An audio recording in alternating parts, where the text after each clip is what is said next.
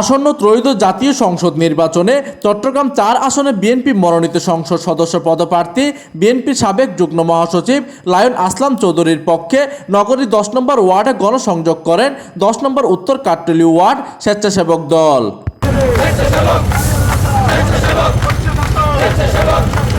উক্ত গণসংযোগে উপস্থিত ছিলেন চট্টগ্রাম মহানগর স্বেচ্ছাসেবক দলের অন্যতম যুগ্ম আহ্বায়ক জহিরুল হক টুটুল ও যুগ্ম আহ্বায়ক রাজীব উদ্দিন আকন্দ, আকবরশী থানা স্বেচ্ছাসেবক দলের যুগ্ম আহ্বায়ক মোহাম্মদ আজাদ হোসেন, মোহাম্মদ রাফি ও ১০ নম্বর ওয়ার্ড স্বেচ্ছাসেবক দলের আহ্বায়ক মোহাম্মদ হানিফ, সদস্য সচিব কামরুজ্জামান রিপন। আরেকটি স্বৈরাচার তৈরি করার জন্য যে চক্রান্ত হচ্ছে, ইনশাল্লাহ আমরা সেই চক্রান্তেও জয়লাভ করব। উক্ত গণসংযোগে আর উপস্থিত ছিলেন যুগ্ম আহ্বায়ক মোহাম্মদ আরজু, মোহাম্মদ আবির শাহাদাত, মোহাম্মদ সোহেল, আরিফ ও মোহাম্মদ সানিম।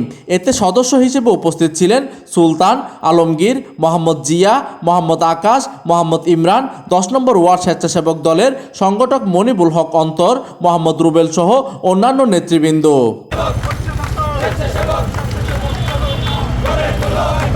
প্রতিনিধির তথ্য ও পাঠানো চিত্রে ডেস্ক নিউজ, দিগন্তের বার্তা 24, চট্টগ্রাম।